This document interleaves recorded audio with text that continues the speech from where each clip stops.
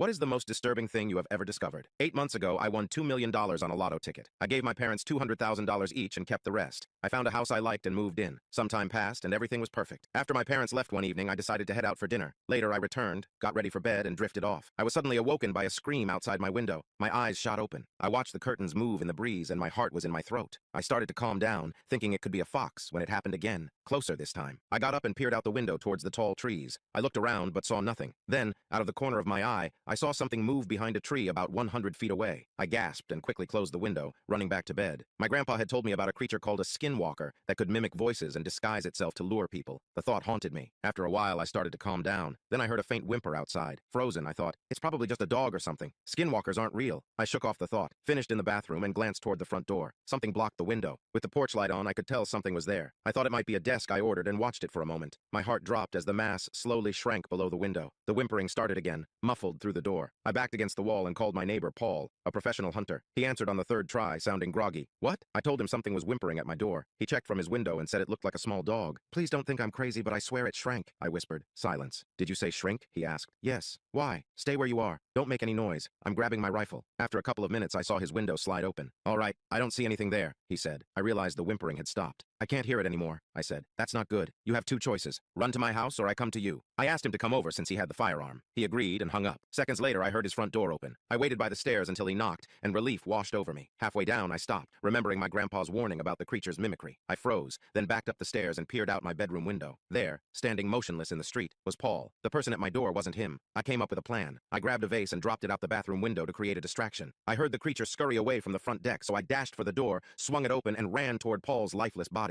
I shouted at the creature, challenging it to show itself. Silence. Then, suddenly, it galloped from the side of my house on all fours. I raised Paul's rifle and fired, closing my eyes. When I opened them, the creature lay in a fetal position on the ground, about 10 feet tall and with dark, skin-like flesh. I cautiously approached, gun raised. Just as I got close, it sprang up and fled into the woods, whimpering. I called 911, unsure if they would believe me. The neighbors had been woken up by the shots and came outside. The police arrived, and shortly after, black vans with tinted windows rolled up. I spent the night being questioned and wasn't allowed to stay in the house for a month. Eventually, the government bought the house after I insisted on leaving.